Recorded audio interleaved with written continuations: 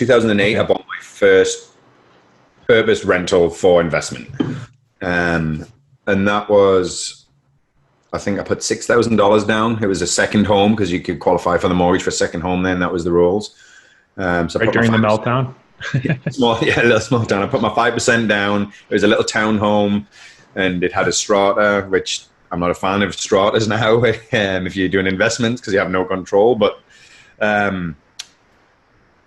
I sat there, and a year later, I needed some cash to go back to the UK. We were going back for Christmas, and I was just working in a job, 9 till 5. I was doing HVAC work. My history from the Navy, I was an engineer from the Navy, and I just came across and took the first job, which was in HVAC. So it was like, yep, that gets me to Canada, done, I'm in.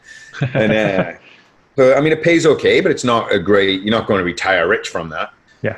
And I remember thinking like, I've got all this money sitting in the house. There's like 25,000 of equity at that a year later. I'm like, but I don't want to sell the house because that defeats the purpose of what I bought it for. So I approached my cousin who also had a rental at the time.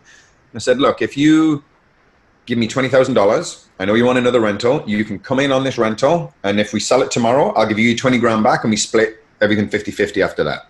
So he gave me 20 grand. He didn't have to qualify for a mortgage. I stayed on title. I managed it for free. So it was, it was fully hands off for him. And if we'd sold it the next day, he would have got 2.5 grand back for his 20 in. So he'd have done okay. So and how'd you split the cash flow? We just let it build up in a pot. There wasn't really a ton of cash flow. I think it was like $50 a month cash flow. And there's a lot of times, a tap would break. I'd just buy it out of my own pocket. It wasn't really managed as a business. Yeah. So, I wouldn't recommend to go that route.